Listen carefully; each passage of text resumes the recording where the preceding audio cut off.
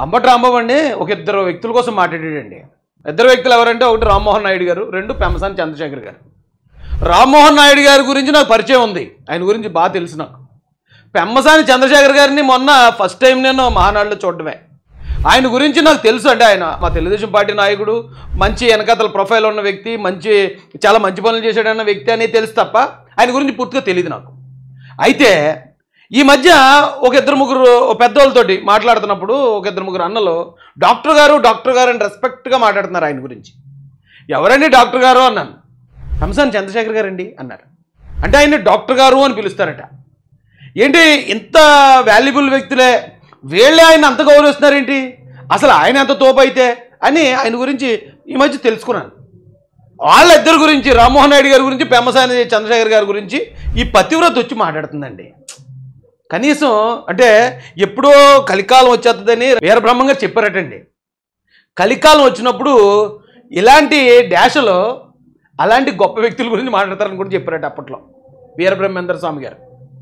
ఇది ఏం మాట్లాడాడో ఒకసారి చూద్దారండి. నువ్వు అడుగు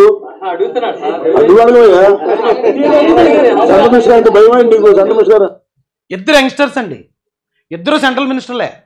అలాంటి సెంట్రల్ మినిస్టర్ల గురించి మాట్లాడుతున్నప్పుడు ఇటు పళ్ళు చూడు, వాళ్ళ వెక్కిలి నవ్వులు చూడండి. వీళ్ళు ఉన్నారు గవర్నమెంట్లో, వాళ్ళు తెచ్చుకోలేంది ఈ రోజున కూటమి ప్రభుత్వంలో వీళ్ళు తెచ్చుకున్నారని వీళ్ళు ఏడుపు నవ్వు రూపంలో చూపిస్తున్నారు. పెమ్మసాని చంద్రశేఖర్ గారి గురించి ఏదో అన్నాడు చూడండి.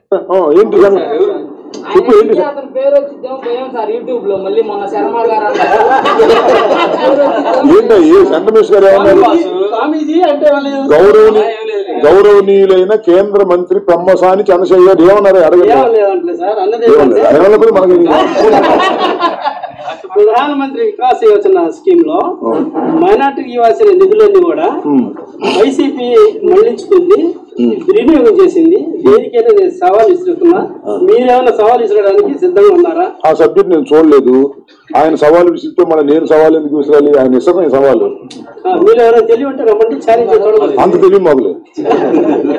మన పెమ్మసాని చంద్రశేఖర్ గారికి ఉన్నంత తెలివి గాని ధనం గాని మా దగ్గర లేదు. మా వల్ల కాదని చెప్పండి. అంత తెలివి లేదు, ధనం లేదు. శాఖ మంత్రి గారు దొంగ బిల్లులు పెట్టి కోట్లాది రూపాయలు కొల్లగొట్టింది వైసీపీ.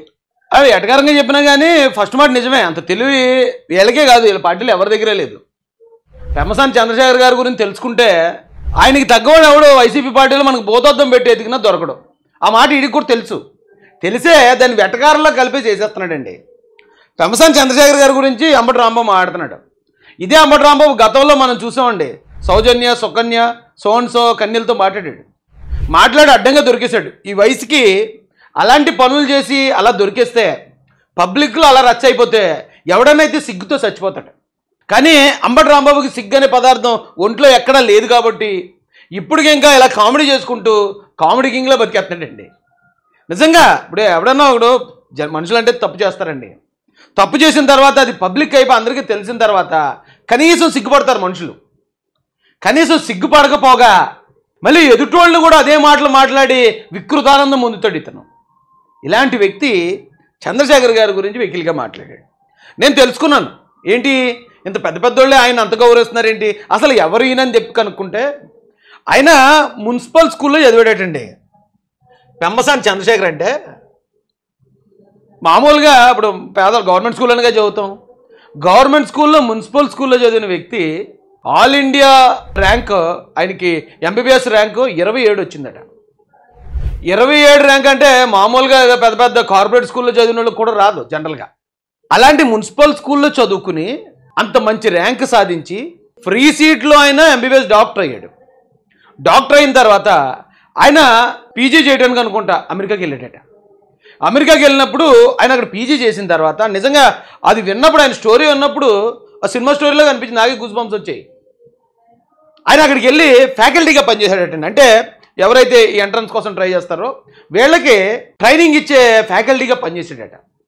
పనిచేస్తున్నప్పుడు ఆయన అక్కడ కష్టాలు నష్టాలు చూస్తాడు కదా. ఎవరైనా ఒకరు కోచింగ్ తీసుకోవాలంటే $5,000 కట్టాల్సి వస్తుందంట. అక్కడ $5,000 అంటే డబ్బు నోటు కడితే డబ్బు లేనోడు కట్టలేడు. ఈ చదువు అందరికీ అందాలనే ఉద్దేశంతో ఈయన ఏం చేశాడు, ఈయన ఏదైతే మెటీరియల్ ప్రిపేర్ అయ్యాడో ఆ మెటీరియల్ ఆన్లైన్లో పెట్టాడు ఫస్ట్. జస్ట్ $20, $5,000 కోచింగ్ తీసుకోవాల్సిన సమయంలో $20కి 27వ ర్యాంక్ తెచ్చుకున్న టాపర్ ఎలాంటి మెటీరియల్ ఇచ్చేసాడో దాన్ని ఆన్లైన్లో పెట్టాడట. ఆన్లైన్లో పెడితే చాలామందికి యూస్ఫుల్ అవుతుంది, చాలామంది చదువుకుంటున్నారు, చాలామందికి ర్యాంకులు వస్తున్నాయి. అది గమనించిన అమెరికాలో ఇంత రిజల్ట్ వచ్చింది, ఇదే ఇండియాలో కూడా నేను ఇస్తే అని ఆయన ఒక కంపెనీ పెట్టాడు.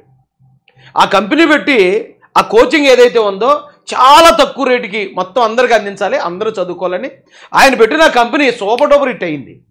ఆయన సంపాదించిన ప్రతి రూపాయి తన కష్టార్జితంతో సంపాదించాడు. అంబటి రాంబాబులాగా పులిహోర కలిపో లేకపోతే అధికారంలో ఉండి ప్రజాధనం దోచుకుని జగన్మోహన్ రెడ్డి గారి లాగా లక్షల కోట్లు సంపాదించలే. ఒక పక్కన విద్యార్థులకి చదువునిచ్చాడు, ఆ చదువునిస్తున్న దానిలో ఆ బిజినెస్ను కూడా డెవలప్ చేసుకున్నాడు. ఆయన డెవలప్ చేసుకుని ఆ వచ్చిన డబ్బుతో ఎవడనైతే అమెరికాలో ఉండిపోతాడు. మళ్ళీ నేను ఇండియాకి వచ్చి గురిపాలెం అట మనం చూసే ఉంటాం, ఎవరో సూపర్ స్టార్ కృష్ణ గారు మహేష్ బాబు గారి ఊరు సొంతూరు. ఆ ఊర్లో వాటర్ ప్లాంట్లు కానీ వాటర్ ట్యాంకులు కానీ స్కూల్స్ కానీ మీరు ఏది చూసినా చంద్రశేఖర్ గారి పేరు మీద ఉంటాయి. అంత గొప్ప వ్యక్తి. అలాంటి వ్యక్తిని ఒక బజారు మనిషి కన్నా దారుణమైన వ్యక్తి అంబటి రాంబాబు. అడ్డంగా దొరికేసి ఆ వయసులో నీచగా బతుకుతున్న అంబటి రాంబాబు మాడుతుంటే కొంచెం బాధ అనిపిస్తుంది కదండి. ఆయన దగ్గర ఉన్నంత తెలివి లేదు, అంత ధనము లేదని దండం పెడుతున్నాడు. అంతకన్నా బోళం ధనం ఉంది మీ దగ్గర. ఇదే జగన్మోహన్ రెడ్డి గారు అఫిడవిట్ అండి. ఈయన 757 కోట్లు ప్రకటించాడు ఆయన ఆస్తి. 757 కోట్ల ఆస్తి ఉందట జగన్మోహన్ రెడ్డి గారికి. కానీ ఆయన యలహంక ప్యాలెస్, అది కర్ణాటక ప్యాలెస్ ఒకటే ఉంటుంది 1000 కోట్లు, అదొకటే 1000 కోట్లు ఉంటుంది. అలాంటి ఆస్తులు కొన్ని వందల ఆస్తులు ఉన్నాయి ఆయనకి. కానీ అన్ని ఆస్తులు ఉన్నా 1,00,000 కోట్ల ఆస్తులు ఉన్నా 1,00,000 కోట్లు ఏంటి చాలా, వాళ్ళు నాన్న ముఖ్యమంత్రిగా ఉన్నప్పుడు 1,00,000 కోట్లు అన్నారు, ఆయన ముఖ్యమంత్రి చేశాడు ఇంకెన్ని లక్షల కోట్లు అయిపోయి ఉంటుందో. అయినా ఇక్కడ 700 కోట్లే. ఏంటి కారణం ఏంటండి? మిగతాదంతా దొంగ సొమ్ము, దోచుకున్న సొమ్ము. అది లెక్కలు ఉండవు, దానికి బొక్కలు ఉండవు, దానికి ట్యాక్స్ ఉండదు, ఏమి ఉండదు, అది బ్లాక్ మనీలో ఉంటుంది అది. కానీ పెమ్మసాని చంద్రశేఖర్ గారి అఫిడవిట్ ఒకసారి చూద్దామండి. ఒకసారి ఏం చూడండి ఎంత ప్రకటించాడో. 1 2 3 4 5 6 7 8 9 10 11 నెంబర్ల ఆస్తి ప్రకటించాడు ఆయన. జగన్మోహన్ రెడ్డి ఎన్ని నెంబర్లు ప్రకటించాడండి? 1 2 3 4 5 6 7 8 9 10. అంటే ఒక నెంబర్ దగ్గర 100,000 కోట్లు మారిపోతుంది. ఇక్కడ ఇతను 700 కోట్ల ఆస్తి ఏమో జగన్మోహన్ రెడ్డి చూపించాడు, లక్షల కోట్లు ఉన్నవాడు. కానీ పెమ్మసాని చంద్రశేఖర్ గారు 5,700 కోట్ల ఆస్తి ప్రకటించాడు.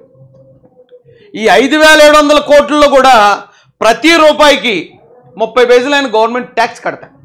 40 పైసలు కట్టొచ్చు, 50 పైసలు కూడా కట్టదు రూపాయికి. అంటే ఇంత ఈయన సంపాదించినప్పుడు ఆయన గవర్నమెంట్కి ఎంత ట్యాక్స్ కట్టి ఉంటాడో సార్ ఆలోచించండి. జగన్మోహన్ రెడ్డి 1,00,000 కోట్లు సంపాదించిన 700 కోట్లే చూపుతున్నాడంటే 700 కోట్లకే ట్యాక్స్ కడతాడు. ఇలాంటి వ్యక్తుల్ని జగన్మోహన్ రెడ్డి గారు ఇలాంటి బజారులతో మాట్లాడుతూ ఉంటే బాధ అనిపిస్తుందండి. ఇది కరెక్ట్ కాదండి. ఎందుకంటే మీరు ఎలాగో మంచి పని చేయరు, మీరు ఎలాగ నీతిగా బతకరు. నీతిగా ఉండే వాళ్ళ మీద కూడా బుర్ర జల్లెత్తే వాళ్ళని కూడా మీ స్థాయికి దిగజార్చేద్దామని మీ ప్రయత్నం అంత కరెక్ట్గా లేదండి.